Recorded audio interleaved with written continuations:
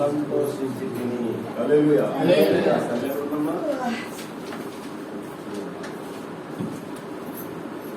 యెహోవా మందిరమునకు పోవుదునని జనులు నాతో అన్నప్పుడు నేను చెప్పండి. ఎంతమందికి మీ అందరికీ దేవుని మందిరం అంటే సంతోషంగా ఉందమ్మా? లేదా ఇంటి పని, వంట పని, లేకపోతే చుట్టాల పని మీద సంతోషంగా ఉంటుందా? హల్లెలూయా. మరి కీర్తనకారుడిగా దావీదు మాట్లాడుతున్న మాట ఏంటంటే, జనులు దేవుని మందిరానికి వెళ్దామని ఆయనతో అయినప్పుడు చాలా చాలా ఇంతగా సంతోషం అంటే ఎలా వ్యక్తపరచగలరు?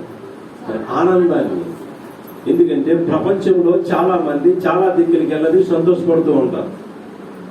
పార్కులకు వెళ్ళేందుకు, బీచ్లకు వెళ్ళేందుకు, మరి షాపింగ్ మాల్కి వెళ్ళేందుకు, చుట్టాల ఇంటికి వెళ్ళేందుకు, వివాహ భోజనాలకు వెళ్ళేందుకు, మరి రజస్వాల భోజనాలకు వెళ్ళేందుకు, స్నేహితులతో గడపడానికి, పిక్నిక్లకు వెళ్ళేందుకు చాలా సంతోషపడుతూ ఉంటాం. కానీ కీర్తనకారుడైన దావీదు మాట్లాడుతున్నాడు అంటే, యెహోవా మందిరంకి వెళ్దామన్నప్పుడు నేను చాలా సంతోషపడ్డాను అంటున్నాడు ఆయన. ఎందుకంటే ఈ లోకరీతిగా తిరిగినంత కాలము సంతోషము కొంతవరకు మాత్రమే మనతో ఉంటది. శారీరకమైన సంతోషము కొంతవరకు మాత్రమే మనతో ఉంటది. ఆత్మీయమైన సంతోషము చిరకాలము ఉంటది. ఆత్మీయమైన సంతోషము మనం చనిపోయినా కూడా ఉంటది. భౌతికంగా మనం మరణించవచ్చు, కానీ ఆత్మీయంగా ప్రభువులో లేకపోవడం కాబట్టి ఆయనతో ఆనందగానము చేసుకుంటూ మనము ఆయన యొక్క రాజ్యములో సంతోషభరితమైన జీవితాన్ని మనం అనుభవించగలుగుతాము. హల్లెలూయా. ఈ దినము మనము ఈ జనవరి 31వ తారీఖు ఆఖరి దినములోకి ప్రవేశించాం. ఒక నెల గడిచిపోయింది సంవత్సరంలో. అప్పుడే ఇంకా 11 నెలలు ఉన్నాయి మనం. ఏమా మరి మొదటి నెల మొదటి దినమున మనతో దేవుడు మాట్లాడిన మాటలు ఈ 31 దినములో మనం ఎంత కరెక్ట్ గా ప్రవర్తించగలిగాం చెప్పాలి. దేవుడు చెప్పిన మాటలు ఆశీర్వాదం పొందుటకు మనం ఏ విధంగా జీవించాలి అన్న మొదటి వాక్యం మనం చెప్పుకున్నాం. విశ్రాంతి దేవుని విడిచిపెట్టకూడదు, దేవుని వాక్యాన్ని విడిచిపెట్టకూడదు. మరి కొన్ని పనులు అందులో మనకి ప్రసంగంలో మనం మాట్లాడుతున్నాం. మరి ఎంతమంది దీనిని ఫాలో అవ్వారు చెప్పండి? ఎంతమంది ఫాలో అవ్వారు దీనిని? ఎన్ని విశ్రాంతి దేవుని మనం విడిచిపెట్టాం, ఎన్ని ప్రార్థనలు విడిచిపెట్టాం అంటే దేవుడు మీకు సంతోషాన్ని ఎవరైనట్టుగా, దేవుడు మందిరంకి వెళ్దామంటే సంతోషం మీలో లేనట్టేగా. దేవుడు మందిరం అంటే ఈరోజు ప్రతి ఒక్కరికి దుఃఖమయమైపోతుంది. ఈరోజు ఈ క్షణము నీది కాదు, నాది కూడా కాదు, దేవునిదే. ఒకవేళ ఆయన చిత్తమై ఉంటే, ఆయన ఆజ్ఞ జారీ చేసి ఉంటే ఇప్పుడే ఈ క్షణమందే మరణించే అవకాశము నీలో నాలో కూడా ఉంది. హల్లెలూయా. మరి ప్రపంచ వ్యాప్తంగా మరి జనాభా లెక్కల ప్రకారంగా చూసుకుంటే మరణించిన వారి సంఖ్య ఒక సెకండ్కి 2 మరణిస్తూ ఉన్నారు. ఇప్పుడు ఒక సెకండ్కి 2 మరణిస్తున్నారు.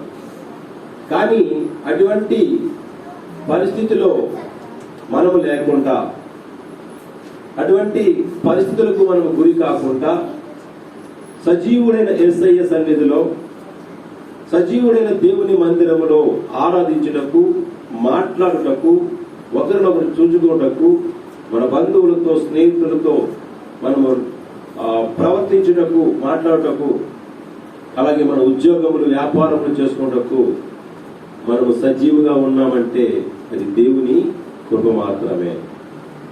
అది దేవుని కేవలం కృప మాత్రమే.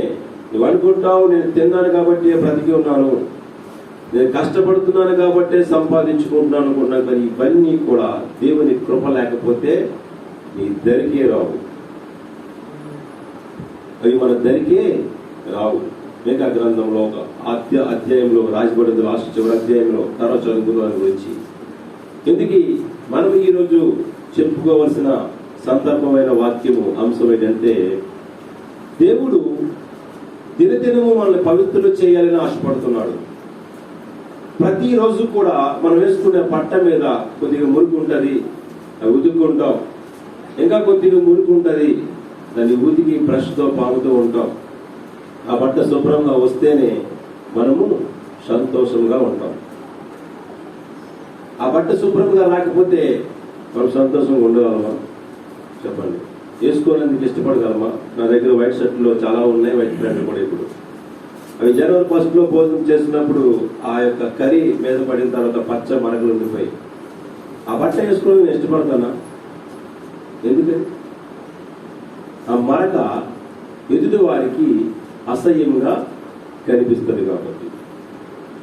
ఆ మరక ఎదుటి వారికి అసహ్యంగా కనిపిస్తుందని ఒక బట్టనే మనం విసర్జిస్తున్నాం. దేవునికి అసహ్యంగా కనిపిస్తుందని మన జీవితాన్ని ఎటువంటి నడవడిలో నడుస్తున్నాం? ఆలోచించండి. పిల్లలకి ఇష్టమైన ఆహారం అయితేనే తినగలరు, ఇష్టం లేని ఆహారము తినలేరు.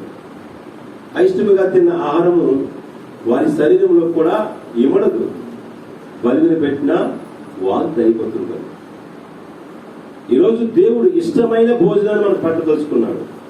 ఏంటంటే దేవుని రాజ్యంలోకి చేరాలన్నా, దేవుని ఆశీర్వాదములు మనం పొందాలన్నా, ప్రభు బలం తీసుకోవడానికి మనం అర్హులు కావాలన్నా, దేవుని సన్నిధిలో నివసింప చేయడానికి మనము అర్హత కలిగి ఉండాలన్నా, దేవుడు ఒక ప్రశ్న మీకు నాకు వేస్తున్నాడు. అదేంటి తెలుసండి? చెప్పండి. ఒకరిని మీద ఒకరు కొండములు చెప్పుకోవడం. హల్లెలూయా.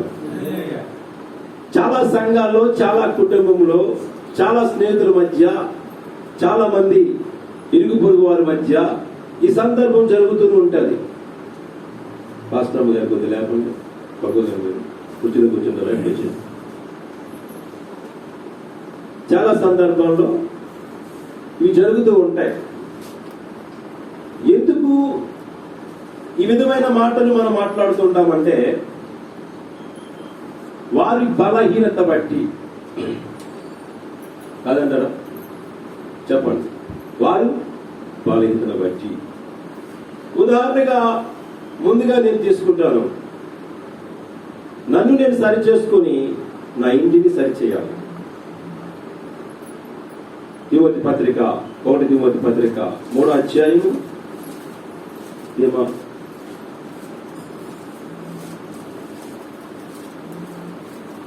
1 తిమోతి పత్రిక 3వ అధ్యాయం తల్లి నిజమా? 1 నుంచి చదువు.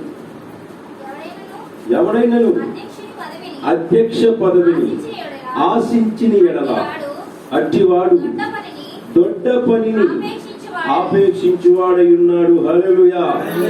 నేను వయసులో పెద్దవాడిని, నాకు 2 కుమార్తెలు ఉన్నారు, వాళ్ళకి వివాహం అయ్యింది, వాళ్ళకి పిల్లలు పుట్టారు, నేను మాట్లాడిన మాట ప్రతిదీ చెల్లుతాది అని అనుకున్నప్పుడు ముందుగా నేను ఒక పెద్దరికాన్ని పుచ్చుకుంటున్నాను. ఒక పెద్దరికాన్ని పుచ్చుకుంటున్న నేను ఏ విధంగా ప్రవర్తించాలి అన్నది అపోస్తలుడు పౌలు గారు తిమోతి సంఘానికి హెచ్చరిస్తున్న మాటలు ఇవి. తిమోతి పత్రికలో తిమోతి గారి చేత వారికి హెచ్చరిస్తున్న మాట ఏంటంటే, నేను ఒక పెద్ద పనిని పట్టుకున్నాను. ఇప్పుడు చాలా పెద్ద పని అండి, ఇది సామాన్యమైనది కాదు. దేవుని పట్టుకోవడం అనేది సామాన్యమైన పని కాదు.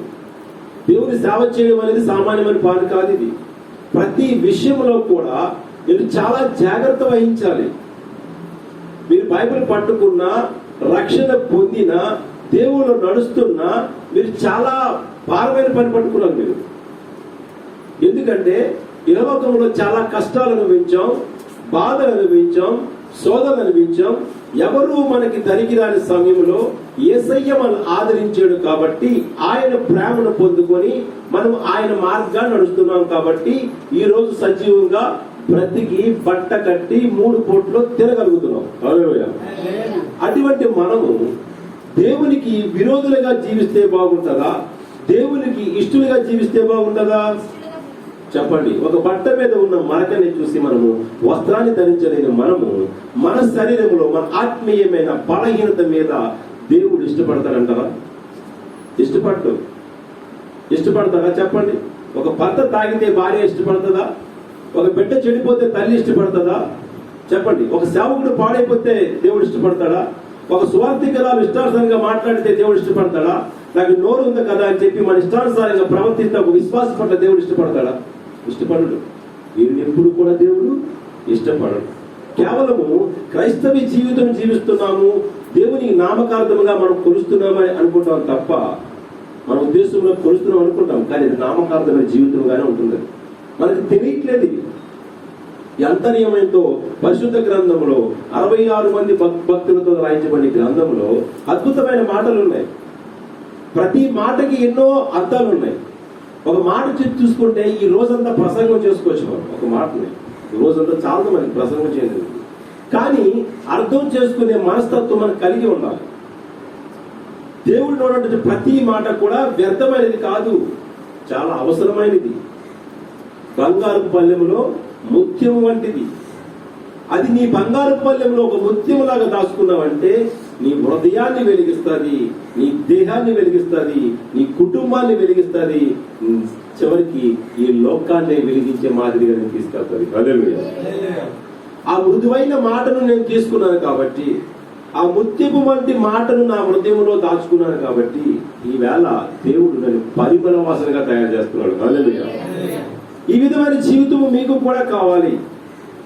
ఇది మీకు కావాలి, నాకు మాత్రమే కాదు, ఇది మీకు కూడా కావాలి. కనుక ఈరోజు మనం చెప్పుకున్న మాటలు ఏంటంటే, కొండములు చెక్కువారిని దేవుడు ఇష్టపడడు. ఇష్టపడతారా? తల్లి మీద బిడ్డలు కొండని చెప్తే తండ్రి ఇష్టపడతాడా? చెప్పండి, ఇష్టపడడు. కంప్లైంట్ చేతగాని తనం అంటారు. దాన్ని చేతగాని తనం. నా వల్ల కాకపోతే నేను కంప్లైంట్ చేయాలి. నువ్వు కంప్లైంట్ చేస్తున్నావు అంటే అనర్హుడై ఉన్నావు అని అర్థం. అంటే ఒకరు హెచ్చరిస్తున్నావు అంటే నువ్వు అనర్హుడై ఉన్నావు అర్థం. ఒకరి మీద ఏలిట్టు చూపిస్తున్నావు అంటే అనర్హుడై ఉన్నావు అని అర్థం. కనుక ఈ రోజు మన ప్రభు వల్ల పొందుకుంటున్నాం. ఓకే, ఈ నెల ఆఖరి ప్రభు వల్ల, ఇది డిసెంబర్ ఆఖరి ప్రభు వల్ల వరకు ఈ వాక్యము ఎక్కడ ఉండాలట? మన బంగారు పల్లెంలో ఉండాలి. ఎందరూ ఉంచుకుంటారు ఈ వాక్యాన్ని మన బంగారు పల్లెంలో? చెప్పండి, జాగ్రత్తగా వినండి. ఉంచుకుందాం అనుకున్న వారి వాక్యాన్ని హృదయంలో ఉంచుకుందాం అనుకున్నాం. మనం ఎలాగ ప్రవర్తిస్తే దేవుడు మన పట్ల ఇష్టపడతాడో ఆ మాటలు మాట్లాడుకుందాం. ఏ విధమైన జీవితం జీవిస్తే దేవుడు మనల్ని ఇష్టపడతాడో, ఏ విధమైన జీవితం జీవించినప్పుడు దేవుడు మనల్ని ఇష్టపడి మనం తీసుకున్న ప్రభు వల్ల, అంటే ఆయన శరీరమును ఆయన రక్తమును మన దేహంలో మన ఆత్మకి ఉపయోగపడేలాగా ఉంటుందో ఈ దినం ఆ మాటలు మాట్లాడుకుందాం. కనుక తీసుకున్నది ప్రతిదీ వ్యర్థము కాకూడదు. వండుకున్నది వ్యర్థం అయిపోతే చాలా బాధ అనిపిస్తుంది. చక్కటి ఒక 2 కేజీలు మేక మాంసం తెచ్చుకొని శుభ్రంగా వండుకొని అందులో ఉప్పు ఎక్కువ వేసేస్తే ఎలా ఉంటుందంటారు? చెప్పండి. ఈ కన్ను చీకటైతే ఈ దేహం అంతను చీకటి. ఆజ్ఞను అతిక్రమించేవాడు పాపం చేయవాడితో సమానం. ఒక ఆజ్ఞ విడిచిపెడితే మొత్తం ఆజ్ఞలన్నీ విడిచిపెట్టినట్టుకే. ఆయన చెప్పే ప్రతి మాట అనుసరించినందుకు మాత్రమే మనం ఆలోచించాలి, విడిచిపెట్టినందుకు కాదు. విడిచిపెడితే ఆకాశంలో చాలా దేవదూతలు ఉన్నాయి, అవన్నీ విడిచిపెడితే ఆయన సముఖంగా ఉండవు. విడిచిపెడితే సాతానికి మనకి తేడా ఏమీ లేదు. విడిచిపెడితే లోకాంధకార జీవితం జీవిస్తున్న వారికి మనకి తేడా లేదు. కనుక ఈ దినము మనల్ని దేవుడు ఏ విధంగా ఇష్టపడతాడో మనం కొన్ని వాక్యముల ద్వారా మనం చదువుకుందాం. హల్లెలూయా. సామెతల గ్రంథము 3వ అధ్యాయము 1 నుంచి 2-3 వచనం చదువమ్మా. నా కుమారుడా, నా ఉపదేశమును మరువకము, నా ఆజ్ఞలను హృదయపూర్వకముగా ఇచ్చారట. గైకోను అంటే అర్థం ఏంటి? నా ఆజ్ఞలను ఏం చేయాలా? అనుసరించాలి. నా ఉపదేశమును హృదయపూర్వకముగా గైకొనాలి, వినాలి. చదవమ్మా. అవి ఇచ్చదట మీకు దీర్ఘాయువును సుఖ జీవముతో గడుచు సంవత్సరములను శాంతిని నీతిని కలుగు చేయను, నీకు కలుగు చేయను. దయను తలపైకి చదువమ్మా. ఇంకా ప్రాబ్లం దగ్గర పెట్టుకో. ఇంకా దయను సత్యమును ఎన్నడను నిన్ను విడిచిపోవు. వాటిని కంఠభూషణముగా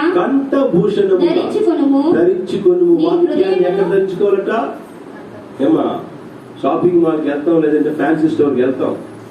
మనం మెడకి ఏది అందం ఉంటుందో ఆ వస్తువుని మనం సమకూర్చుకుంటాం. బంగారం కొనుక్కున్నా బంగారం విడిచిపెట్టి మిగతా వస్తువులు ఏమంటారు? బొరుకులు, ఎత్తడి బొరుకులు. ఏమా చెవులు పెట్టుకున్నా, ముక్కు పెట్టుకున్నా, మెళ్ళేసుకున్నా ఇది బొరుకులు అంటాం. అంటే అది ఎందుకు పనికి రాలేదు కదమ్మా. ఏది వేసుకున్నా మన మెడకి అలంకరంగా కనిపించేదే మనం కొనుక్కుంటాం, అంతే కదా. మనకి షూట్ అవ్వాలి, నువ్వు వేసుకున్న వస్తువు నీకు షూట్ అవ్వాలి, నువ్వు వేసుకున్న వస్త్రం నీకు షూట్ అవ్వాలి, నువ్వు వేసుకున్న ప్యాంట్ నీకు షూట్ అవ్వాలి. ప్యాంట్ కొన్నాడు మా అల్లుడు మన జనవరి 1కి వైట్ బట్టలు కొన్నాడు. కోరిక చూడండి, అల్లుడి గారికి ఎంతో కోరిక.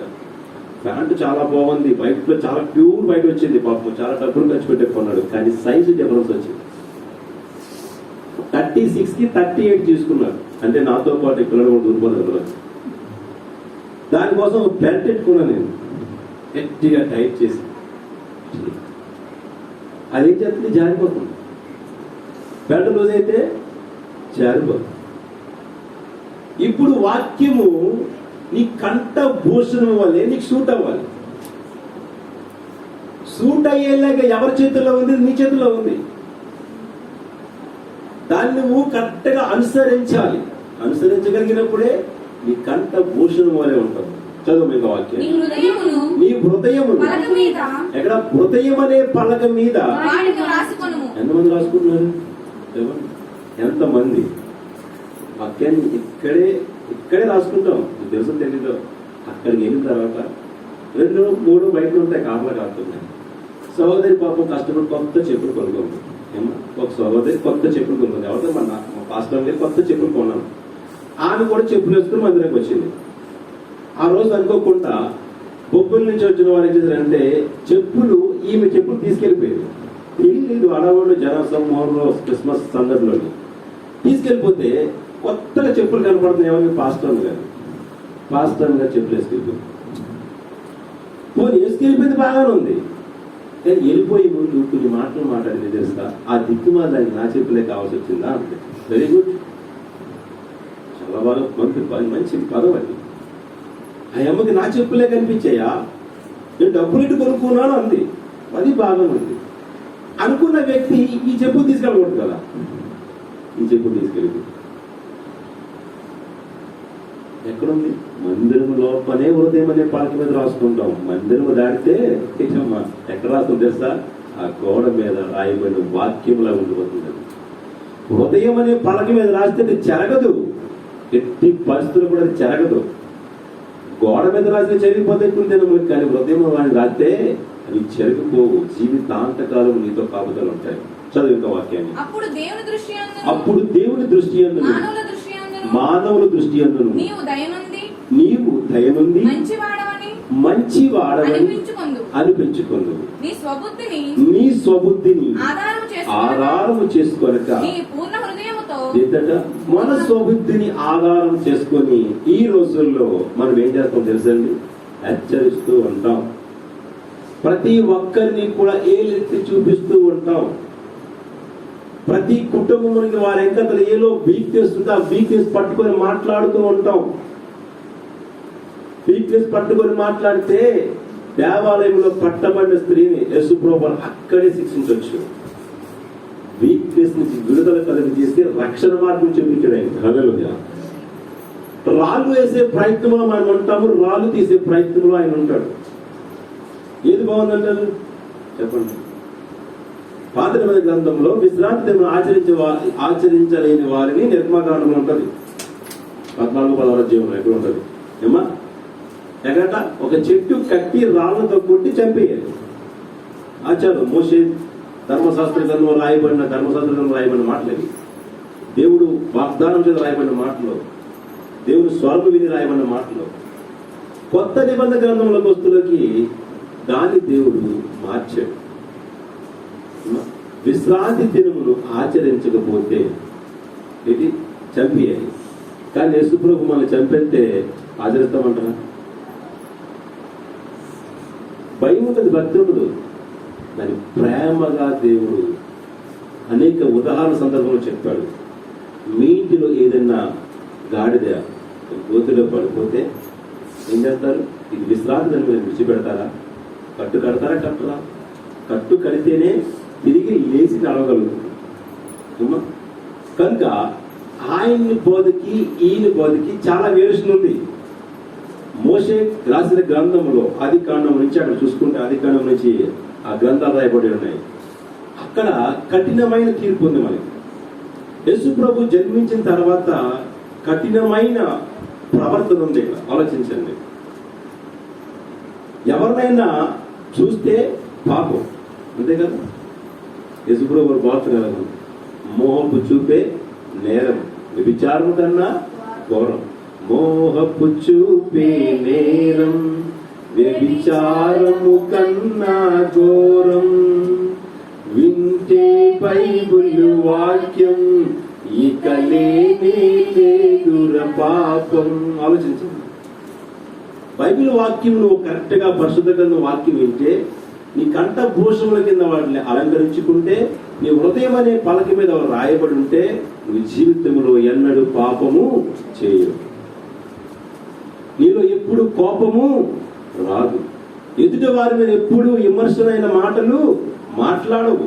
ఒకవేళ మాట్లాడితే డాక్టర్ గారి దగ్గర మీరు వెళ్ళారు, మీకేదో ప్రాబ్లం ఉంది, జ్వరమో దగ్గో జలుబో ఏదో ఉంది, మీకు బాగా కోల్డ్, జలుబు చాలా ఎక్కువ ఉంది. డాక్టర్ గారి దగ్గర వెళ్ళిన తర్వాత కొన్ని మెడిసిన్ ఇస్తారు, మీకు మందులు ఇస్తారు, మాతలు ఇస్తారు, అలాగే సిరప్ కూడా ఇస్తారు. ఏమా సిరప్ ఇచ్చేమో మీరు వేడి నీళ్ళు తాగండి, చల్ల నీళ్ళు తాగండి అని చెప్తారు డాక్టర్ గారు. మీరు ఇంటికి వచ్చి ఏం చేస్తారు? వేడి నీళ్ళు మరపెట్టుకుని తాగుతారు. లేదు నేను చల్ల నీళ్ళు తాగుతానంటే ఎలా ఉంటుందండి? డాక్టర్కి పుట్టిన డబ్బులు అంతే, ఇంకేం లేదు. మళ్ళీ ఇంకోసారి వెళ్ళి 200-300 ఫీజు ఇవ్వాలి. ఆరోగ్యం ఎవరికి పాడవుతుంది? మందే. పరమ వైద్యులు మనం చెప్తున్న మాట ఏంటంటే, నీ ఆరోగ్యాన్ని సరి చేసుకోనందుకు నువ్వు దేవుని మాట వినాలి. ఖచ్చితంగా నీ ప్రవర్తన సరి చేసుకోనందుకు నువ్వు దేవుని మాటలు విని అనుసరించాలి. నీ మార్గం సరళం చేసుకోవడానికి దేవుని చెప్పే ప్రతి మాటని అనుసరించి జీవించే ప్రయత్నంలోనే ఉండాలి. అంతేకాని దేవుని మాటకి వ్యతిరేకమైన జీవితం మనం జీవించకూడదు. దేవుని మాటకి వ్యతిరేకమైన జీవితం జీవిస్తూనే ఉంటాయి, బాధలు వస్తూనే ఉంటాయి, సంతోషము కనిపించదు. అందుకనే మనం ఏం చేయాలంటే, ఎదుటి వారి మీద మనం వేసి అబండరాలు అంటే చాలా ఘోరమైనవి మాటలు విసిరే ప్రయత్నం మనం చేయకూడదు. వారు తాగిపోతావచ్చు, తిరిగిపోతావచ్చు, లేకపోతే ఏదైనా అవ్వచ్చు. కానీ వారు మీరు నేను అనే అవకాశం దేవుడు మనకి ఇవ్వలేదు. ఎందుకంటే మనలోనే చాలా లోపాలు ఉన్నాయి. తిమోతి పత్రిక చదువు మళ్ళీ ఒకసారి. అధ్యక్ష పదవిని ఆశించేలా దొడ్డ పనిని ఆశించున్నాడు. 3 తిమోతి 1 నుంచి. ఎవడైనను అధ్యక్ష పదవిని ఆశించిన ఎడల అట్టివాడు దొడ్డ పనిని అపేక్షించుచున్నాడు. మాట నమ్మదగినది. చదువు. అధ్యక్షుడగు వాడు ఎలా ఉండాలంట? పెద్దవాడైన వాడు, సంఘ కాపరైన వాడు, లేకపోతే వయసులో పెద్దవాడైన వాడు ఎలా ఉండాలంట? నిందారహితుడై ఉండాలి. అంటే ఎవరి చేత కూడా మనం ఏలెత్తి చూపించుకునే బ్రతకూడదు. చదువు వెంకన్న.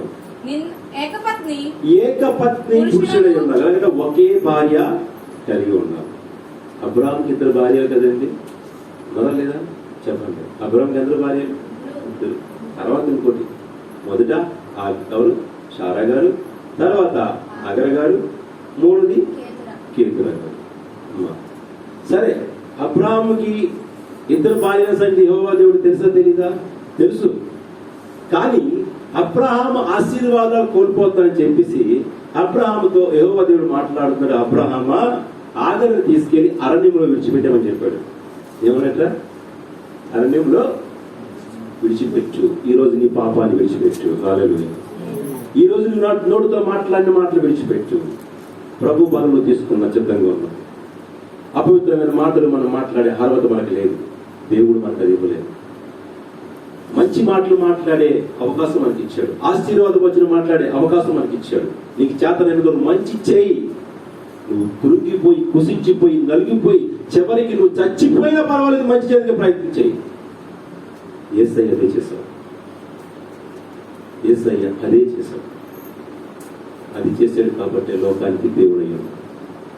ఈరోజు తాడు బంగారం లేని జీవితం మన జీవితం. ఏంటండి? తాడు బంగారం. మనం చచ్చిపోతే మనల్ని ఎవరు తీసుకెళ్తారో మనకు తెలియదు. తెలుసా మీకు ఎవరు తీసుకెళ్తారు? పోనీ మనం ఎటువంటి చావు చేస్తామో మనకు తెలుసా? రాసి పెట్టగలరా? నేను అనుకుంటాను మా తాతగారిలో చచ్చిపోవాలని. మా తాతయ్య గారు మా మావయ్య గారి దగ్గరికి వెళ్ళి ఒక వివాహ సంబంధం నా కోసం, నా భార్య గురించి మాట్లాడారన్నమాట.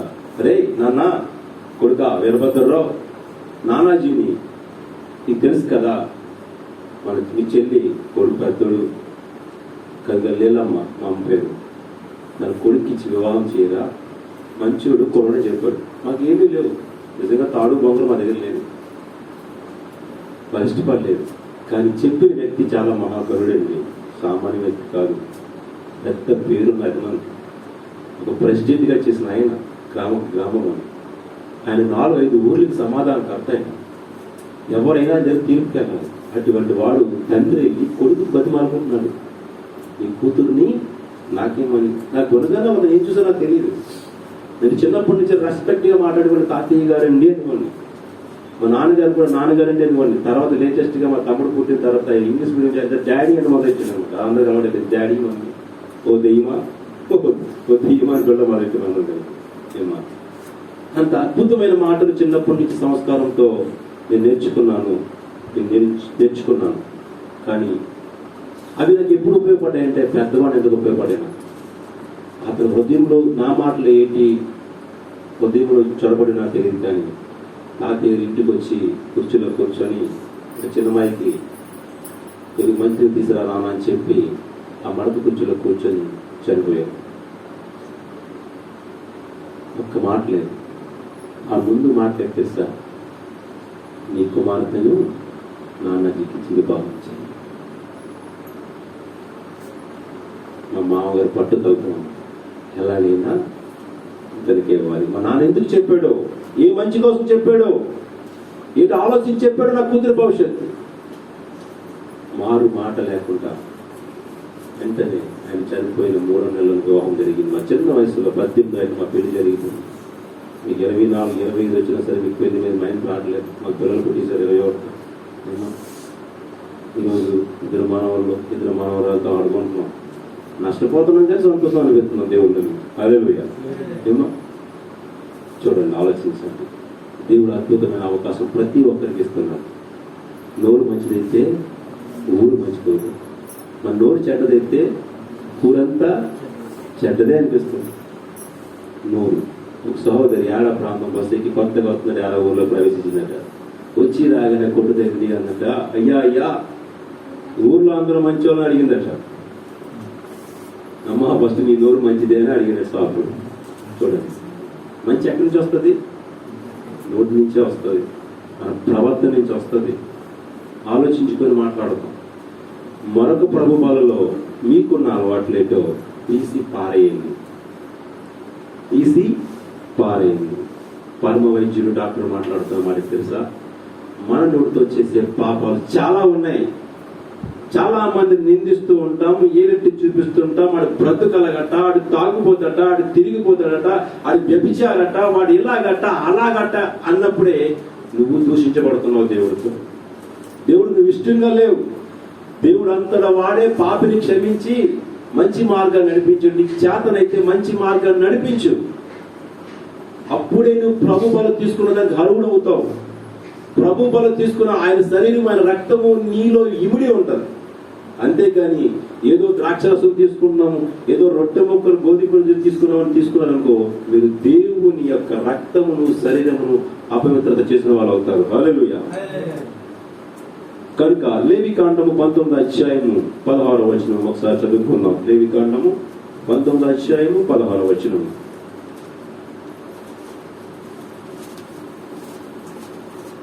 1 తిమోతి నీ ప్రజలలో 1 తిమోతి 5:11 తీయండి. 1 తిమోతి 5:13 తీసి పట్టుకోండి. చదవమ్మా. ఈ ప్రజలలో కొండెములు ఆడుచు ఇంటింటికి తిరగకూడదు. చాలా మందికి చాలా అలవాటు అయిపోయింది. ఇది ఒక ఫ్యాషన్ అయిపోయింది. ఒకరి మీద ఒకరు కంప్లైంట్ చేసుకోవడం అది గొప్ప. ఇతను ఇలాగా, ఇతను బ్రతుకు ఇలాగా, ఈ పాస్టర్ గారు ఇలాగా, ఇది పాస్టర్ ఇలాగా, ఈ విశ్వాసి ఇలాగా చెప్పుకోవడం ఒకటి గొప్పగా అనిపించవచ్చు మనకి. కానీ దేవుడి దృష్టిలో నువ్వు ఎంత నీచిగా కనపడుతున్నావు ఆలోచించుకో ఒకసారి. ఈవెన్ నాతో సైతం నాకు చాలా విషయాలు తెలుసు. నాకు తెలియని విషయాలు ఏముండవు. నేను డ్యూటీ చేస్తాను. నా ఇంటి సరౌండ్ లో జరుగుతున్న ప్రతి విషయం నాకు తెలుసు.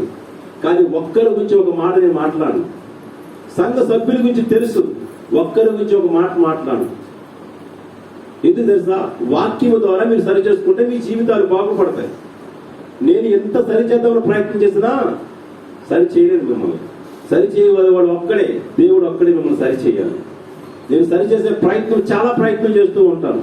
ఎందుకంటే మనకు తెలియకుండా మనం కేవలం తాగితేనే పాపము, లేకపోతే వ్యభిచారం చేస్తేనే పాపము, సినిమా చూస్తేనే పాపం అనుకున్నాం. కానీ నోటితో చేసే పాపాల కన్నా దరిద్రమైన పాపాలు లోకంలో ఏమీ లేవండి. శరీరంతో చేసిన పాపం శరీరంతో పోతుంది, కానీ నోటితో చేసిన పాపం ఆత్మను అంటుకొని జీవిస్తుంది. హల్లెలూయా. మృదువైన మాట ఇచ్చదట, ఎంత ప్రేమగా ఉన్న మాట ఎటువంటి వ్యక్తిని సరే మార్చివేస్తుంది. కఠినమైన మాట నిన్ను దూషించేలా చేస్తుంది ఫస్ట్. హల్లెలూయా. కనుక మనము మన ప్రవర్తన విషయంలో చాలా జాగ్రత్త తీసుకోవాలి. నోటితో ప్రతి మాట కూడా మాట్లాడినప్పుడు చాలా జాగ్రత్తగా ఉండాలి. చదవమ్మా. కొండెములు ఆడుచు ఇంటింటికి తిరగకూడదు. నీ సహోదరునికి ప్రాణహాని చేయకు. ఈ రోజు సంఘములో ఉన్నవారు మనమందరం కూడా ఒకరికి ఒకరు సహోదరులము. లోకములో ఉన్నవారందరూ ఒకరికి ఒకరు సహోదరులము. ఎవరికి కూడా ప్రాణాన్ని చేసే అధికారం మనకు లేదు. కుటుంబాలు ఎడదీసేదంటే మన చేతిలో ఉంది. కుటుంబాలు కలపడం మనకు చేత కాదు. దేవుని జతపరిచిన బంధమును విడదీయకూడదని చెప్పి యేసుప్రభువు వారు గొప్ప వాక్యం రాయబడింది, వాగ్దానం. కానీ దేవుడు జతపరిచిన బంధమును కూడా విడదీస్తే పొందే ఆనందం మనలో ఎక్కువ ఉండదు. కొట్టుకొని సావాలి భార్య భర్తలు ఇద్దరు, తల్లిదండ్రులు కొట్టుకొని సావాలి, అన్నదమ్ములు కొట్టుకొని సావాలి. ఇది ఒక సునకానందం. ఇది ఏమంటారు? సునకానందం అంటే కుక్క ఆనందం అంటారు. కుక్క ఏం చేద్దాం మంచిది ఏంటి నేను అర్థమా చెప్పండి. ఏదో ఒకప్పుడు తీసుకెళ్ళడం అనుకో అంతే. మీకు ఇప్పుడు చూసిన వల్ల ఇలా అంటూ ఉంటుందండి. ఎప్పుడు చూసినా ఇది ఒక ఆనందం, దానికి అదొక సంతోషం. అటువంటి సంతోషం మనలో ఉండకూడదు. సునకానందం మనం కలిగి జీవించకూడదు. యేసయ్యలో ఆనందపడుతూ ఉండాలి. దేవుని వాక్యం విన్నది సంతోషించాను, దేవుని పాట పాడినందుకు సంతోషించాను, దేవుని సాక్ష్యం చెప్పడానికి సంతోషించాను, దేవుని మాటలు ఆనంది సంతోషపడ్డాను అన్నట్టుగా జీవించాలి. వ్యతిరేకమైన జీవితం మనం జీవించామా నేను శాపగ్రస్తులు అవుతాం. వెంటనే చచ్చిపోమండి, వెంటనే.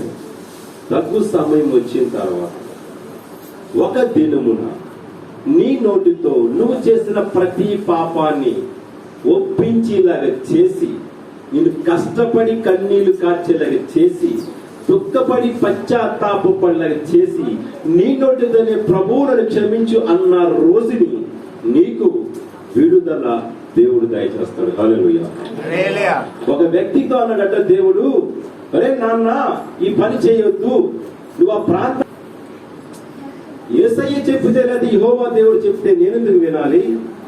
ప్రజల మాట నేను వింటాను, మనుషుల మాట నేను వింటాను, కానీ దేవుడి మాట నేను విన్ను, ఎంత ప్రవక్తనైనా సరే అని చెప్పేసి దేవుని మాటను వ్యతిరేకించి తను వెళ్ళే ప్రయాణం నుంచి వేరే ప్రయాణంకి వెళ్ళిపోయాడు. వెళ్ళే ప్రయాణం నుంచి వేరే ప్రయాణంకు వెళ్ళిపోయిన తర్వాత ఏం జరిగిందంటే గొప్ప తుఫాను రేగిపోయింది. వాడలో ఉన్న వారందరూ కూడా బలైపోయారు.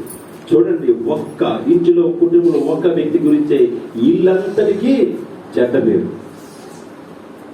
అది పెద్దవినా చిన్నవినా ఒక వ్యక్తి గురించే యేసయ్యకి చెడ్డ పేరు. అది పాస్టర్ అయినా, విశ్వాసి అయినా, పోప్ అయినా, రెవరెండ్ అయినా, బిషప్ అయినా, ఒక వ్యక్తి గురించే యేసయ్యకు చెడ్డ పేరు. మిమ్మల్ని బట్టి కదా క్రీస్తు యేసు నామము. మిమ్మల్ని అన్నారా లేక any peoples, any other peoples, ఎవరైనా సరే అందరికీ వర్తించిన మాట ఇది. అంటే నీ వల్ల, నా వల్ల యేసయ్య దూషించబడుతుంది. కేవలం ఎందుకో తెలుసా? నీ ప్రవర్తన, నా ప్రవర్తన సరిలేక. ఎన్ని సంవత్సరాలు తీసుకుంటాం ప్రభు వల్ల? మనం చెప్పండి ఒకసారి. తీసుకుందామా? 10th క్లాసు ఒక్కసారి పాస్ అయితే అందంగా ఉంటుందా? చెప్పండి.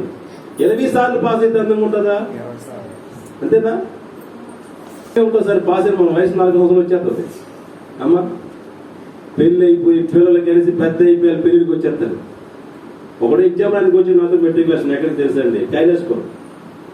ఆడు చూస్తే ముసలోడు, మేము కుర్రోడు మందరం. మా పక్కన పేజీలో కూర్చున్నాడు. ఇదే ఎగ్జామ్ రానికి వచ్చాడు. నేను డిగ్రీ రాత్రులకు నేను అన్న ఏంటి రాత్రులు ఎగ్జామ్ మెట్రిక్ క్లాస్ అన్నాడు. ఇంకేం పోయగలరు? పిల్లలు కూడా పెద్ద ముసలోళ్ళు ఉన్నాడు, బాబు కంటే పెద్దోళ్ళు కనపడుతున్నావు, ఈ టైంలో ఎగ్జామ్ రాస్తున్నావు అంటే నేను ఉద్యోగ ప్రయత్నం పడ్డాడు. 37 సంవత్సరాలు వచ్చిన ఉద్యోగ ప్రయత్నం దరిద్రం కాకపోతే. ఏ వయసులో చేయవలసిన పని ఆ వయసులోనే చెయ్యాలి. వయసు మీరిపోయిన తర్వాత నువ్వు దేవుని పరిచయం చేద్దామన్నా సరే చేయలేవు.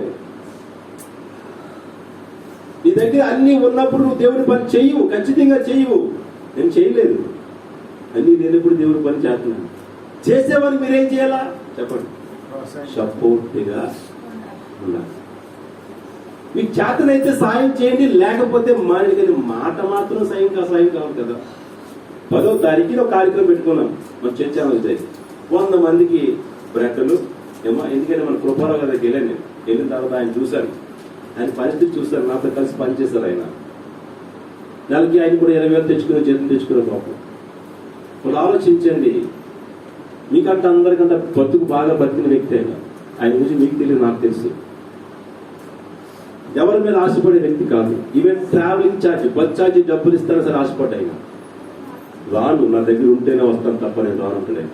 ఎన్నిసార్లు చెప్పాను, నేను ఇస్తానయ్యా, ప్రార్థన మార్గం లేదు, నేను ఎవరిని అడుక్కోనని అన్నాడు. నన్ను అడుగుతారు, ప్రాబ్లం లేదు, నేను అక్కడ దూరంగా ఉన్నాను. ఎవరో ఇంటి పక్క వాళ్ళకి 50 రూపాయలు నేను తీసుకెళ్తాను, మళ్ళీ మీకు ఇస్తాను. అడుగు పాస్టర్ గారు. కేజీకి వెళ్ళిన తర్వాత ఆయన చూసిన తర్వాత నాకు చాలా బాధ అనిపించింది. నాకు తగ్గ సహాయం నేను చేసి ప్రార్థన చేసి మహేశ్వరుని వచ్చేసాను. నా వైపు పాడైపోయింది, పర్వాలేదు, ఏదో విధంగా బ్రతుకుతున్నాను. కానీ కళ్ళు కనిపించట్లేదు. కళ్ళు ఏమయ్యాక కనిపించలేదు. అంతకుముందే ఎన్నోసార్లు సంఘమైన మన ప్రతిమాలను మేము చెప్పాము, మీరు చెప్పారు. కానీ నా హృదయంలో చొరబడినది ఇది చాలా ఘోరమైనది. ఆయన మాట వినకుండా చేసింది. వెంటనే మాట రియలైజ్ చేశాడు దేవుడు.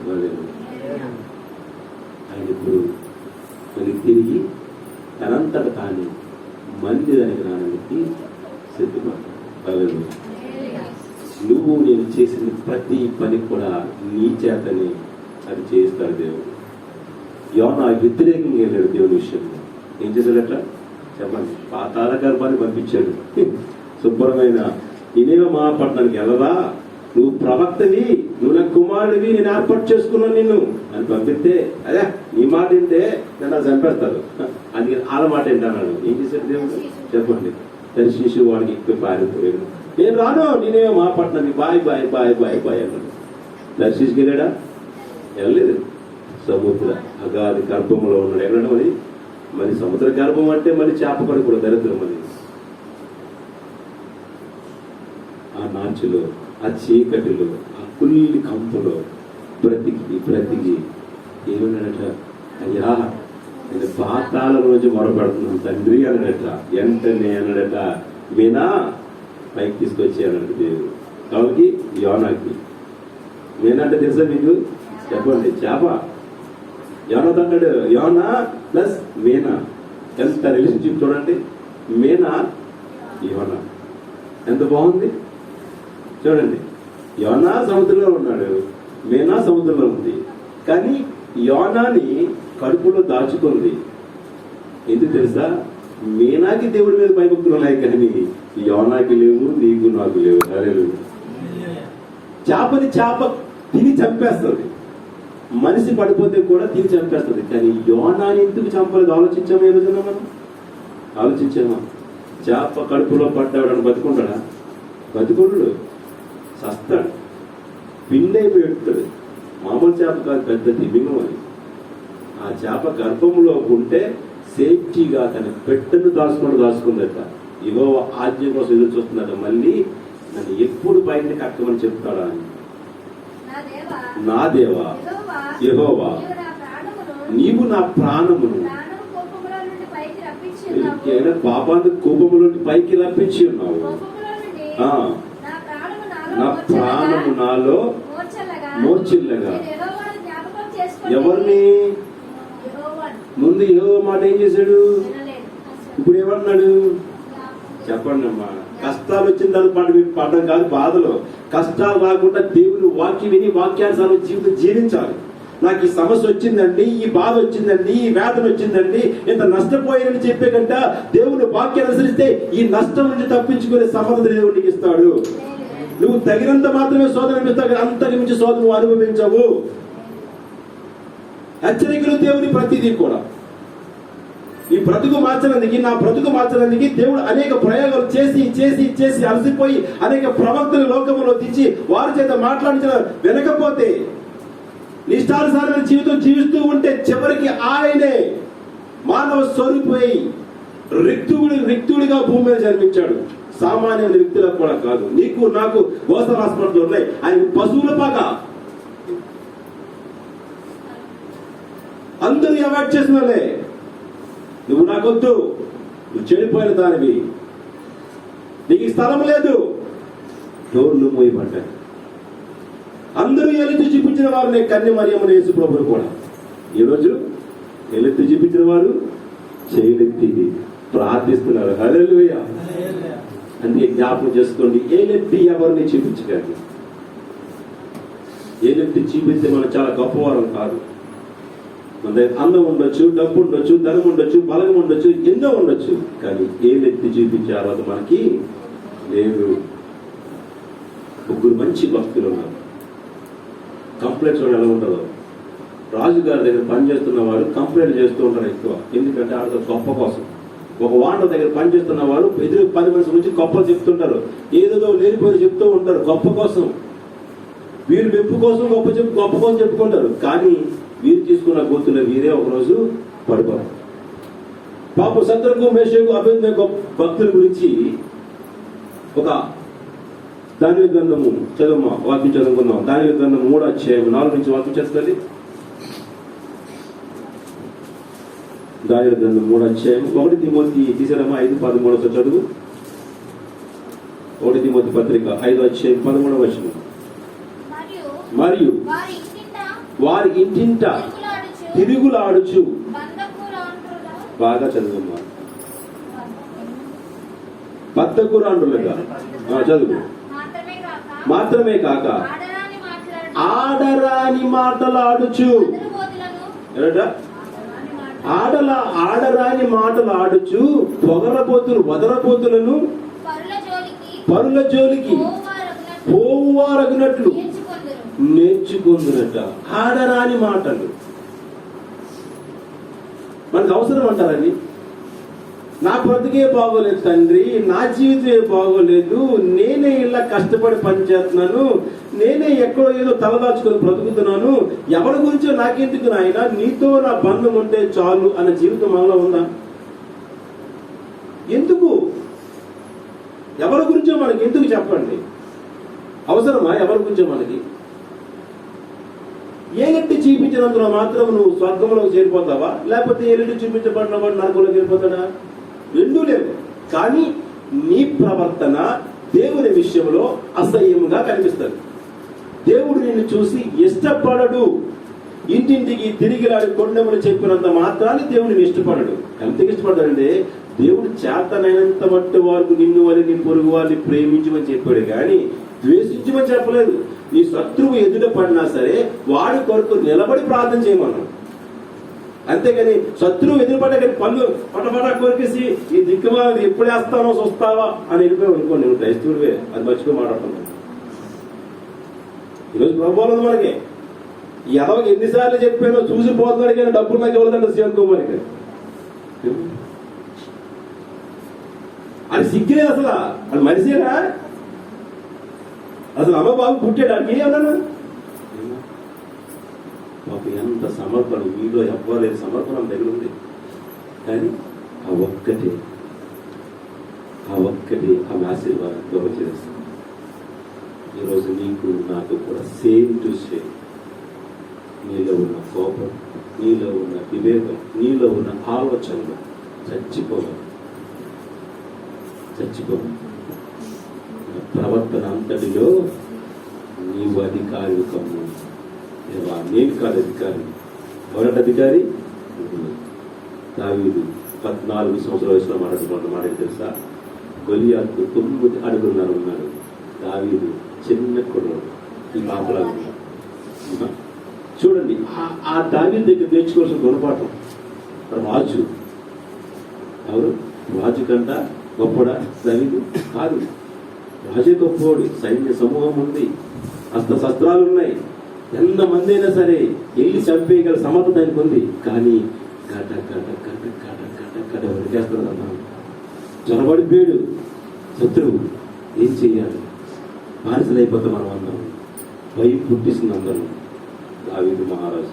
అప్పుడు మహారాజు కాదు, వాళ్ళు అడుగు కన్నాడు. యుద్ధము యెహోవా చేస్తాడు. ఒక్కటేమని అన్నాడా? సౌలుని ఏమన్నాడు? గొలియాతుని చూసి నువ్వు నేనైతే ఏం చెప్తుంది తెలిసండి, ఎక్కువ వరకు మన పాంపిళ్ళు అయితే డ్యాన్స్ చేసేవాళ్ళు అనుకున్నాం అందరం. ముందు ఆల్రెడీ ప్లేయర్కి పాంపిళ్ళు వస్తే అందరూ డ్యాన్స్ చేశారు. లోపల నుంచి వచ్చి పాంపిల్ ఆరాధనలో ఉన్నాం. లక్కీగా ఆ రోజు దిలీప్ గారు చూశాడు. వీడియో తీస్తూ ఆ దిలీప్ గారు చూసి పాంపిల్ అంటే ఎందుకు అందరూ బాగిపోతున్నారు. ఎంత ఉంది? కట్టిగా మళ్ళీ దొరికి చచ్చిపోతాడు. ఎంతమ్మా? దానికంతా పొడవే ఉన్నారు. మీరు 5 అడుగులు ఉన్నారు, 4 ఉన్నారా? అబ్బో కోపం వస్తే బిద్దరు ఎగిరిపోతే మీ ఇంట్లోని భర్త మీద కోపం వస్తే దాని బూతులు, ఎన్ని బూతులు మాట్లాడేస్తారో, ఎంత కోసం తెప్పాలు తీసిరేస్తారు, గట్టి తీసిరేస్తారు, పిల్లలు కొట్టేస్తారు. ఇది పక్కన కుక్క తిరిగేస్తుంటారు. కుక్క కనపడితే ఆ పక్కన పేరు మంది తిరిగేస్తుంటారు. మరి పాంపుల తీసి ఏం చేశారు మీరు అందరూ? చెప్పండి.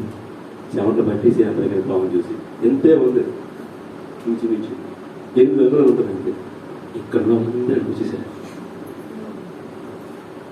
గొలియాతుని చూసి రాజు కూడా అలాగే అయింది.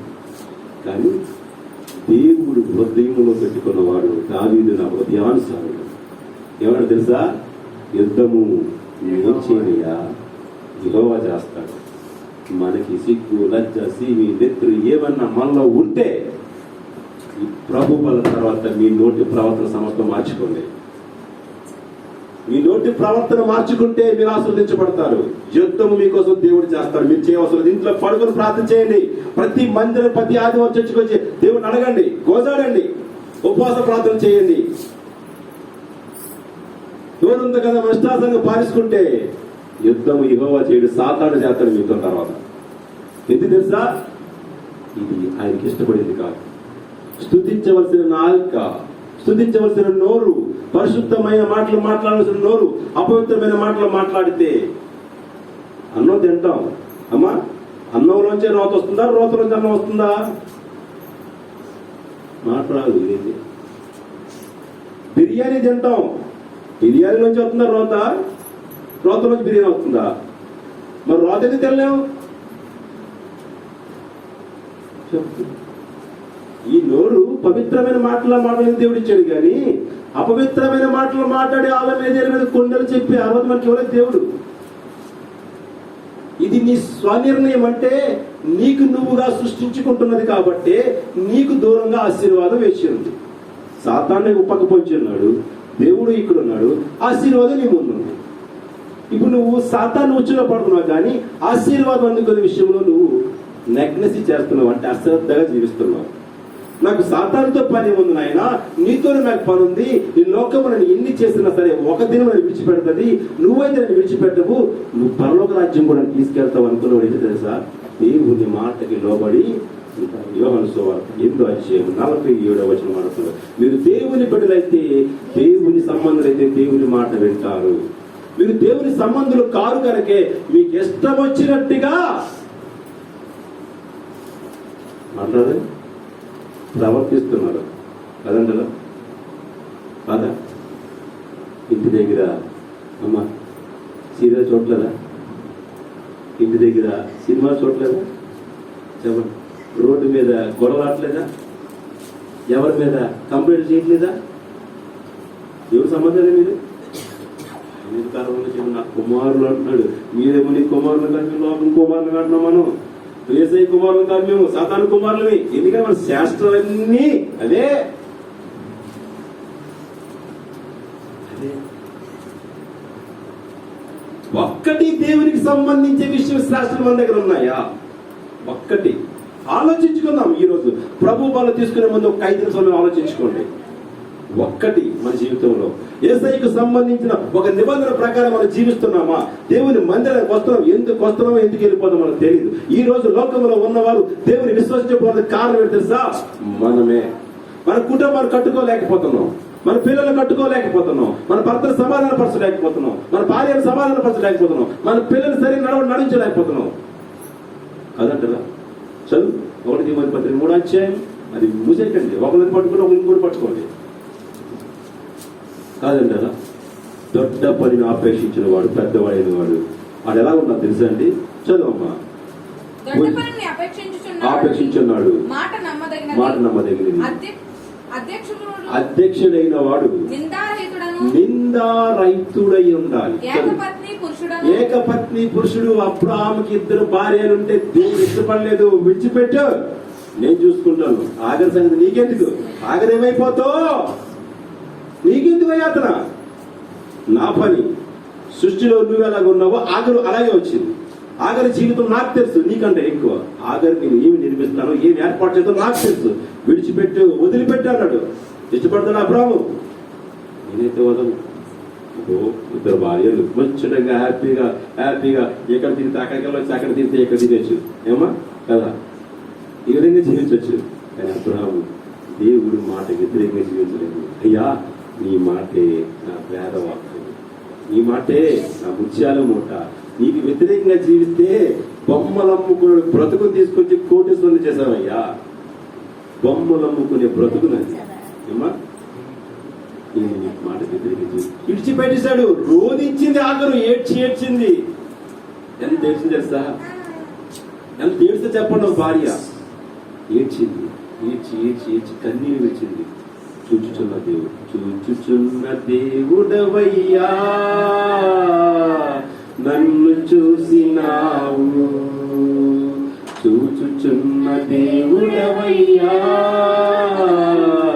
నన్ను చూసినావు.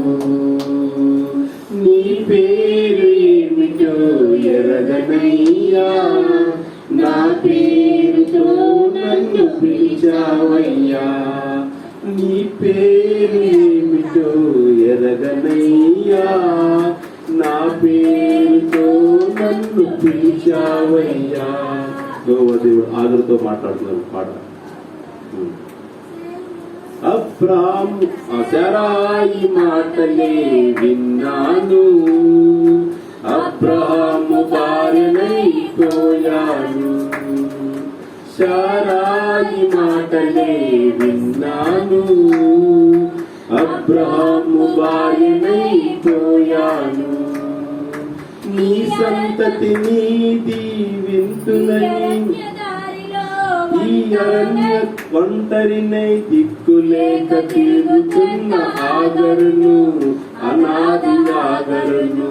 హల్లెలూయా. దేవుడు ఆగర్ని విడిచిపెట్టలేదు, అబ్రాహాముని విడిచిపెట్టలేదు, శారాను విడిచిపెట్టలేదు. విడిచిపెట్టిన వాళ్ళని మనమే. ఎందుకో తెలుసా?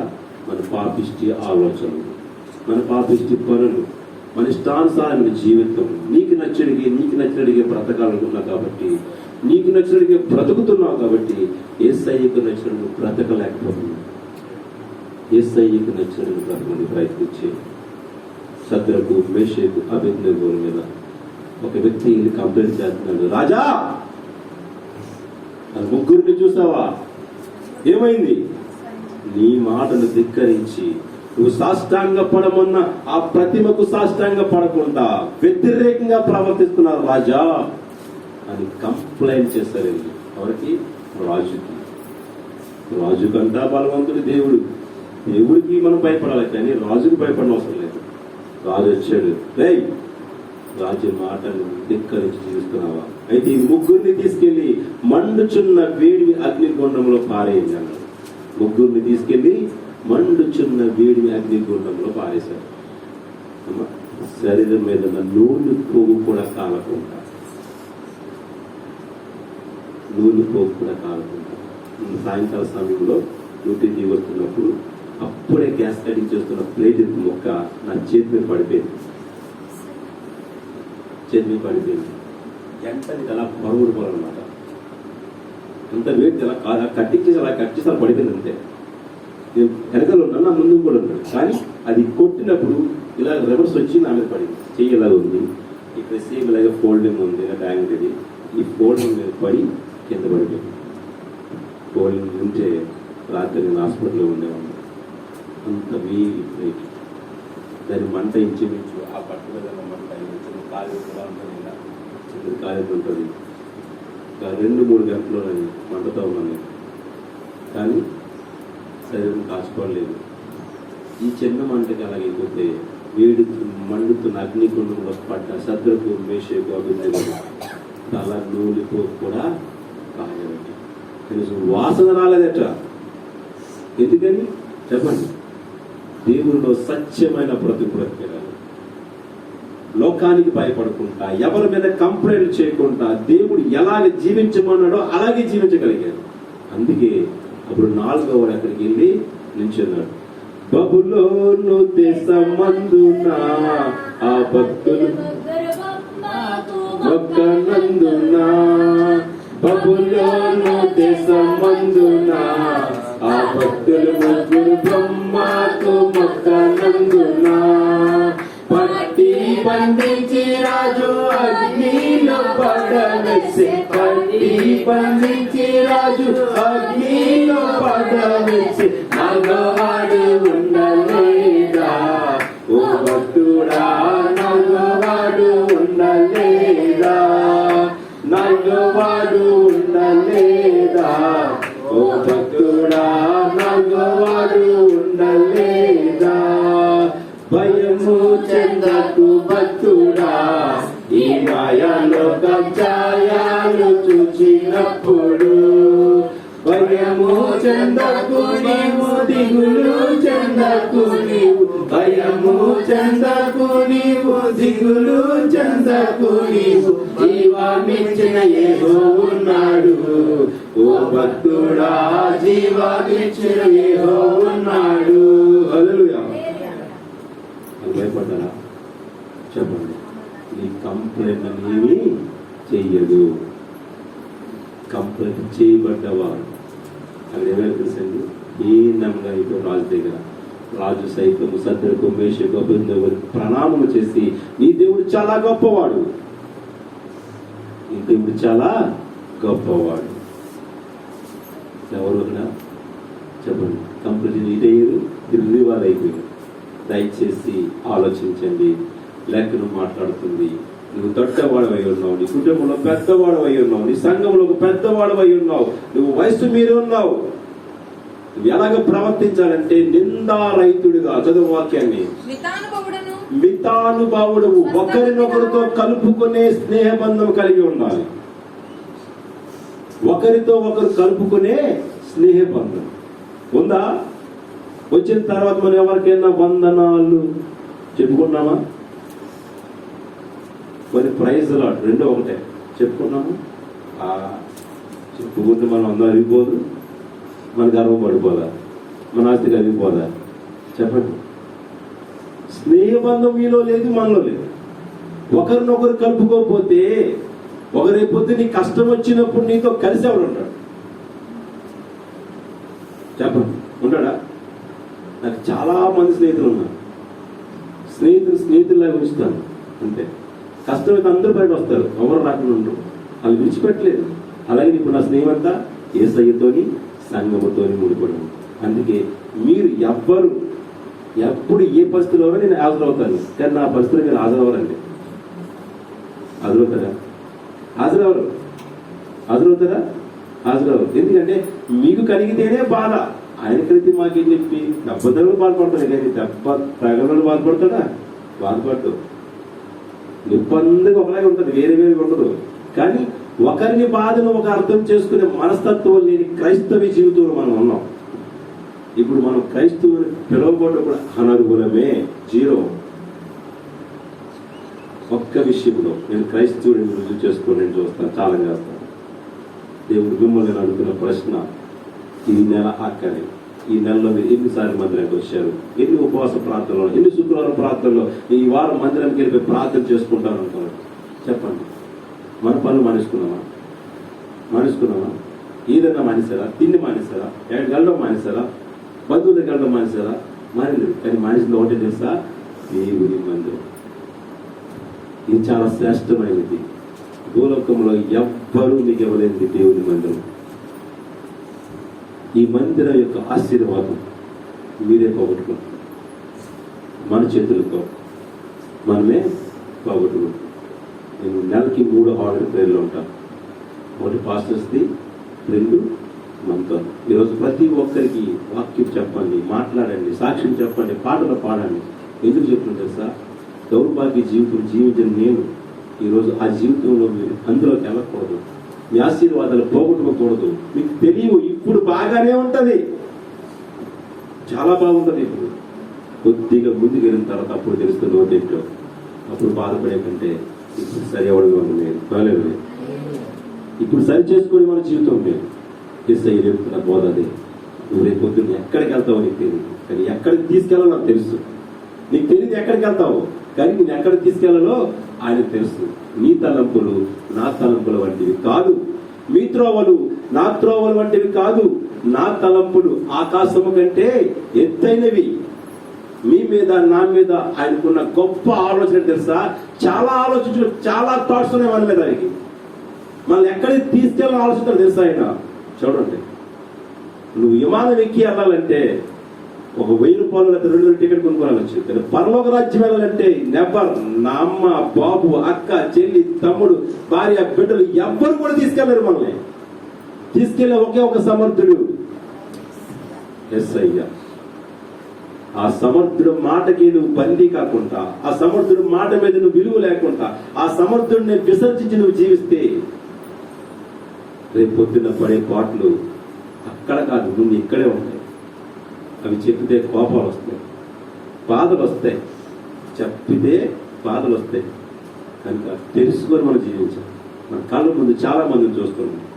నాతో పనిచేసి రాత్రి పనిచేసి తెల్లారేడు 6 గంటలకి ప్రయాణం అవుతూ చిన్న బిడ్డ అతను చనిపోయింది. దాని గురించి మొన్న 24వ తారీఖుని సేఫ్టీ రిహర్సల్స్లో మాకు ఒక ప్రోగ్రామ్ ఉంటుంది. ఆ ప్రోగ్రామ్ చేశాను. రోడ్ సేఫ్టీ గురించి ఒక ప్రోగ్రామ్ చేశాను. ప్రతి సంవత్సరం కూడా గిఫ్ట్ నాదే. ఈ సంవత్సరం దేవుని కృప తెలియదు నాకు. అమ్మా, ఫస్ట్ సంవత్సరం నాదే, 2వ సంవత్సరం నాదే, 3వ సంవత్సరం వెళ్ళని అనుకోరాదు. ఇది నీదే అంతే. నాకు రాకపోయి వచ్చినా పర్వాలేదు, రాకపోయినా పర్వాలేదు. ఎందుకంటే నా సహోదరుడు మరణించే సమయంలో ఏ విధంగా యొక్క కొన్ని ప్రాబ్లమ్స్ ఎదుర్కొన్న తన భార్య, అవి అక్కడ రియాక్ట్ చేసి మేము చూపించాము, యాక్టింగ్ చేసి చూపించాము. అలాగే ఒక ఇంజనీర్ కూడా చనిపోయాడు, అవి కూడా యాక్టింగ్ చేసి చూపించాము. ప్రైజ్ వచ్చినా పర్వాలేదు, రాకపోయినా పర్వాలేదు, కానీ సొసైటీకి మంచి మెసేజ్ అయి ఉండాలి. నువ్వు ఒక మార్గదర్శకం అయి ఉండాలి. నీ జీవితము ఎదుటి వారికి మార్గదర్శనం కావాలి. నీ జీవితం ఒక మాదిరి కావాలి. ఆ పిల్లలు చూసి నేర్చుకోరా అంటామే, అంటామనమా? ఆ అమ్మాయిని చూసి నేర్చుకో పాటలు పాడటం, అమ్మాయిని చూసి నేర్చుకో వాక్యం చదవడం, అమ్మాయిని చూసి నేర్చుకో అలాగే ప్రార్థన చేస్తుంది అంటామా? ఏ ఆ రోషం నీలో ఎందుకు ఉండకూడదు? నన్ను చూసి వాళ్ళు నేర్చుకోవాలి పట్టుదల నీకు ఎందుకు ఉండకూడదు? యేసయ్య మాదిరి జీవితం నేను జీవిస్తాను, యేసయ్య నడుస్తాను, నన్ను చూసి 10 మంది ఆ మార్గంలో నడిపించే వారిగా నేను ఆదర్శంగా ఉంటాను. నువ్వెందుకు అనుకోకూడదు? ఎప్పుడు చాప కింద వేసిన నీరులాగే ఉంటావా? ఎక్కడ వేసిన గొంగలు అక్కడే ఉంటావా? చెప్పండి, ఉంటావా? ఉండకూడదు. ఇకనైనా మార్చుకుందాం. ఇకనైనా గాని ఇప్పుడైనా గాని దర్శించగలవా నా యేసయ్యా? అభిషేకం లేక దర్శనమే రాక నశించుచున్నామయ్యా.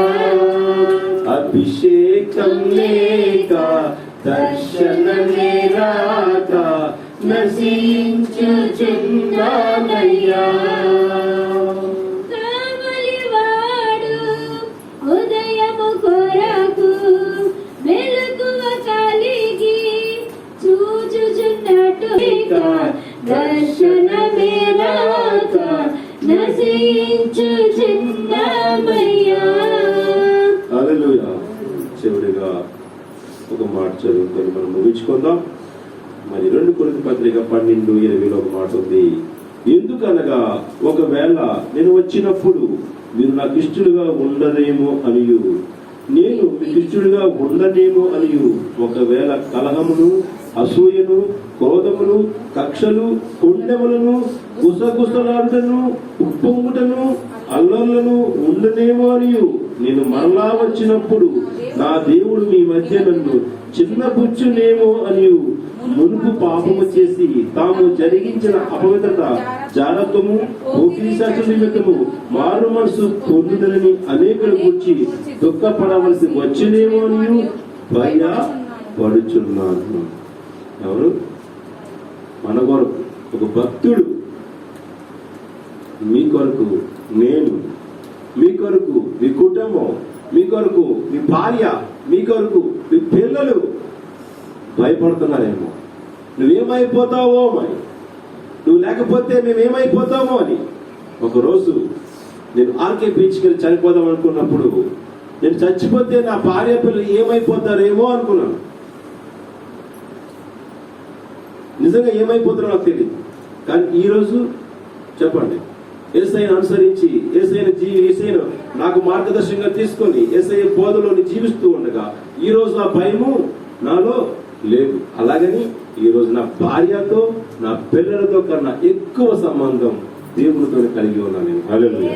ఎక్కువ సంబంధం నా భార్యతో కన్నా, నా పిల్లల కన్నా.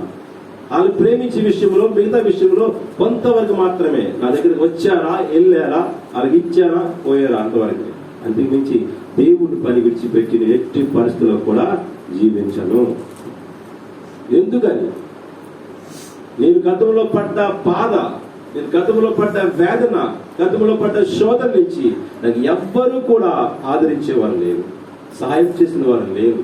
నన్ను ఒకే ఒక్క అతను లేపాడు పైకి, అతనే యేసయ్య. ఆ యేసయ్యకి విరుద్ధంగా జీవిస్తే మరొకసారి ఆ నష్టాన్ని తెచ్చుకోలేదు. కనుక ప్రియమైన వాళ్ళ జ్ఞాపకం చేసుకోండి, మన ప్రవర్తన సరి చేసుకుందాం, మన మాటలు సరి చేసుకుందాం, ఎదుటి వారిని ఏరెట్టి చూపించే ఆలోచన మార్చుకుందాం. ఈ ప్రభువులతో మన జీవితాలు మార్చుకుందాం. ఇంకా 11 నెలలు ఉన్నాయి. ఈ నెలంతా మాకు ఇష్టం వచ్చినట్టు జీవించేమేమో, కానీ ఈ 11 నెలలు నీకు ఇష్టముగా జీవిస్తాం, నీకు నచ్చినట్టుగా బ్రతుకుతాం. మేము 11 నెలలు నువ్వు ఏమి చేయాలనుకుంటున్నావో అలాగే చేయి. నేను హార్ట్ అటాక్తో మరణించాలనుకుంటున్నాను, నా తాతలా మరణించాలనుకున్నాను, కానీ ఇప్పుడు చెప్తున్నాను, రోడ్డు యాక్సిడెంట్ లో మరణించిన పర్వాలేదు, దేవుడి చిత్తం అయితే. హల్లెలూయా. ఎందుకంటే దేవుడి చిత్తాన్ని ఒప్పుకున్నాను, నీ చిత్తాన్ని ఒప్పుకున్నాను. ఎలాగ మరణించినా పర్వాలేదు, కానీ నేను దేవుళ్ళలోనే బ్రతకాలి, దేవుళ్ళలోనే చావాలి, దేవుళ్ళలోనే జీవించాలి. దేవుణ్ణి నేను మార్గదర్శకుడిగా చూసుకుంటూ అందరికీ అనేకమైన దేవుని యొక్క వర్తమానం తెలియజేసి అనేక మందిని పరలోక రాజ్యం చేర్చే ప్రయత్నంలో జీవించాలి. అలాగే నా వలె మీరు కూడా ఉండాలని నా కోరిక. ఇదమ్మా, నేను ఒక్కనే రాజ్యం వెళ్ళిపోతే ఆ కాపలా కాయలే నా ఆస్తి. ఆయన రాజ్యంలో ఉన్న ఆ గదులన్నీ మన కొరకు ఉన్నారు. గదులన్నీ నేను ఒక్కడిని దొండరాలా? చెప్పండి. నేను ఒక్కడే పడుకొని అనిపిస్తుంది, నాకు తోడొద్దా? మీరు ఎక్కడికి వెళ్తే, షాపింగ్ మాల్కి వెళ్తే భార్యను తోడు తీసుకెళ్తారే, మీరు ఎక్కడికి వెళ్తే పక్కన తోడు తీసుకెళ్తారే, కానీ మీకు తోడుగా ఉంటాను. యేసయ్య మాట విడిచిపెట్టి జీవిస్తున్నాను. చెప్పండి, మీకు తోడుగా నేను ఉంటాను, మీతో ఉంటాను, మీ వెంబడిస్తాను, మిమ్మల్ని పరలోక రాజ్యం తీసుకెళ్తాను. ఆ రాజ్యం మీకు ఎలా ఉంటుందో చూపిస్తాను. యేసయ్య మాటను విడిచిపెట్టి జీవిస్తున్నామా లేదా ఆలోచించుకోండి. అయ్యా, నీకు ఇష్టమైన పని మేము చెయ్యం. కళ్ళు మూసుకొని ప్రార్థన చేసుకుందాం, చిన్న ప్రార్థన చేసుకున్నాం, కళ్ళు పట్టుకుందాం. అందరూ మీ హృదయ శుద్ధి గలవారు ధన్యులు. ఈ సమయం ముందు మీరు దేవుని చూడాలి. ఈ సమయం ముందు మీరు చేసిన ప్రతి పాపమును ఒప్పుకోండి. అయ్యా నేను ఎవరైనా దూషించానేమో, నేను ఎవరైనా బాధ పెట్టున్నానేమో ప్రభా, ఇప్పుడు నీ రక్తమును నీ శరీరంలో తీసుకొని సిద్ధపడి ఉన్నాను ప్రభా. మరి ఎన్నడు నా నోటితో అపవిత్రమైన మాటలు మాట్లాడతాను అయ్యా. నా నోటితో ఎవరిని దూషించను ప్రభా. నేను ఎవరిని ఏదెత్తి చూపించాను. ఇదిగో తండ్రి, అది మీ చేతిలో పని అయ్యా. మీరు ఏమి చెప్పితే అలాగే నేను చేస్తాను, మీరు ఎలాగ నడవమంటే అలాగే నేను నడుస్తాను ప్రభువా. ఇంతవరకు నాకు నచ్చినట్టుగా జీవించాను, ఇంతవరకు నా భార్యకు నచ్చినట్టుగా జీవించాను, ఇంతవరకు నా పిల్లలకు నచ్చినట్టుగా జీవించాను, ఇంతవరకు నా ఇరుగు పొరుగు వారికి నచ్చినట్టుగా జీవించాను, ఇంతవరకు లోకముకు నచ్చినట్టుగా జీవించాను. కానీ ఇక మీదట ఈ ఆఖరి దినములో మీతో ఒక నిబంధన చేసుకున్నాను ప్రభువా. జనవరి 1 లో నిబంధన చేసుకున్నాను, కానీ సడలిపోయాను. జనవరి 1 లో నిబంధన చేసుకున్నాను, తొలగిపోయాను. జనవరి 1 లో నిబంధన చేసుకున్నాను, మిమ్మల్ని విడిచిపోయాను. జనవరి 1 లో నిబంధన చేసుకున్నాను, కానీ మిమ్మల్ని విసర్జించి ఉన్నానయ్యా. ఇక మీదట ఎన్నడూ మిమ్మల్ని విడివకుండా ఎడబాయకుండా మీరు చెప్పిన విధంగా జీవిస్తానని ఒక ప్రమాణం తీర్మానం చేసుకున్నావు దేవునితో. ప్రభువా, ఈ ప్రభు వల్ల నా జీవితంలో ఒక మార్పు తేవాలి అయ్యా. ఈ ప్రభు వల్ల నా జీవితంలో ఒక మార్పు తేవాలి. ఈ ప్రభు వల్ల నా నోటిలో మార్పు రావాలి. ఈ ప్రభు వల్ల నా ప్రవర్తనలో మార్పు రావాలి. ఈ ప్రభు వల్ల ప్రభు తండ్రి ఇచ్చేవాడిగా నీకు ఇష్టడిగా జీవించాలి నాయన. ఇప్పుడే ఈ క్షణమందే మనం మారు మనసు పొందుతాం. మనకు తెలుసు మనం చేసిన తప్పులు మనకు తెలుసు. మీ అంతరాత్మకు తెలుసు, మీ ప్రతి అంతరాత్మకు తెలుసు. ఒకవేళ ఎవరినైనా దూషించుంటే రాష్ట్రమందు తండ్రి దగ్గర మొదలుపెట్టుకోమని యేసయ్య చెప్తాడు. ఇదిగో తండ్రి, మహాటం మనం ఒప్పుకోలేము, కానీ అంతరంగ పురుషుడు లోపల అంతరంగ పురుషుడు ఆత్మతో దేవుడితో మాట్లాడండి. అయ్యా, నేను తప్పు చేస్తాను తండ్రి. అయ్యా, నేను నీకు వ్యతిరేకంగా జీవిస్తున్నాను అయ్యా. అయ్యా, నేను ఇష్టాసంగా జీవిస్తున్నాను అయ్యా. అయ్యా, నేను సిగరెట్లు కాలుస్తున్నాను ఆయన తండ్రి. అయ్యా, నేను మందు సేవిస్తున్నాను తండ్రి. అయ్యా, నా నోటితో నన్ను దుర్భాషలో మాట్లాడుతున్నాను అయ్యా. నేను అందరినీ తిరుగుతున్నాను. ఈ క్షణం అంది ఒక 5 నిమిషాలు మీరు దేవుడితో మాట్లాడుతున్నాను. పశ్చాత్తాపడి అడగండి దేవుడు. ప్రభువా మమ్మల్ని క్షమించవా. సిలువలో మరణిస్తూ కూడా మమ్మల్ని క్షమించావు. ఇదిగో తండ్రి, క్షమించే ఆలోచన మాకు దయచి మేము కూడా ఒకరిని క్షమించే వారమై ఉండాలి. అపరాధి యేసయ్యా కృప చూపిపోయ్యా. అపరాధి యేసయ్యా కృప చూపిపోయ్యా. నిర్భరించకయ్యా నీ కృపలో, నిర్భరించకయ్యా నీ కృపలో. అపరాధములను క్షమించు. మనం చేసే తప్పులు చాలా ఉన్నాయి. మన కంటికి కనిపిస్తున్న తప్పులు చాలా ఉన్నాయి. మన శరీరంతో చేసిన తప్పులు చాలా ఉన్నాయి. కానీ ఒక్కసారి కన్నా యేసయ్య నెప్పబలించాడంటే, యేసయ్య తప్పులు పట్టాడంటే మనం ప్రతి విషయంలో దోషులుగానే ఉంటాం. మనం నిర్దోషులుగా జీవించాలి. ఈ దినం నుంచి మనం నిర్దోషులుగా జీవించాలి. యేసయ్య సన్నిధికి ఇష్టలుగా జీవించాలి. యేసయ్యకి ఇష్టమైన బిడ్డగా జీవించాలి. యేసయ్య ఇష్టపడేవాడిగా నువ్వు ఉండాలి. యేసయ్య సోత ప్రకటించేవాడిగా నువ్వు ఉండాలి. యేసయ్య మాట వినేవాడిగా నువ్వు ఉండాలి. నీ కుటుంబంలో ఇది ప్రధాన పాత్రగా చేయబోతున్నాడు దేవుడు. నువ్వు ఈ సమాజంలో ఒక ప్రధాన పాత్ర వాడుకోబోతున్నాడు దేవుడు. అడగండి దేవుడు, ప్రభువా ఇంతవరకు నేను పనికి మాలిన వాడినేమో, ఇప్పుడు నా హృదయాన్ని మార్చుకుంటున్నాను తండ్రి. ఇప్పుడు నా హృదయాన్ని మార్చుకుంటున్నాను. ఈ సమయంలో ప్రభువా నా హృదయాన్ని మార్చుకుంటున్నాను. ఇక మీదట నీకు పనికొచ్చేవాడిగానే ఉండాలి. ఎంతవరకు లోకానికి పనికొచ్చాను, ఎంతవరకు బంధువులకు ఉపయోగపడ్డానేమో, ఎంతవరకు స్నేహితుల కోసం పోరాడానేమో, ఎంతవరకు వ్యభిచారంతో సాంగత్యం చేస్తానేమో, ఎంతవరకు మద్యంతో సాంగత్యం చేస్తానేమో, ఎంతవరకు ధూమపానంతో సాంగత్యం చేస్తానేమో. కానీ ఇప్పుడు అయ్యా నీకు ఉపయోగపడేవాడిగా, మీరు ఇష్టపడేవాడిగా అయ్యా, మీరు ఇష్టపడేవాడిగా ఉండాలనుకుంటున్నాను ఆయన. ఇష్టపడేవాడిగా ఉండాలనుకుంటున్నాను. అందరూ మోసం, లోకమందరూ మోసం చేస్తున్నారు ప్రభు. ఒంటరినైపోయాను తండ్రి, ఎవరూ లేదనుకున్నాను ఆయన.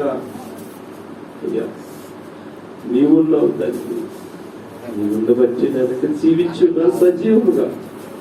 మీకు వ్యతిరేకంగా ఏమి చేయగలను, మీకు విరుద్ధంగా ఏమి ప్రవర్తించలేదు నాయన తండ్రి.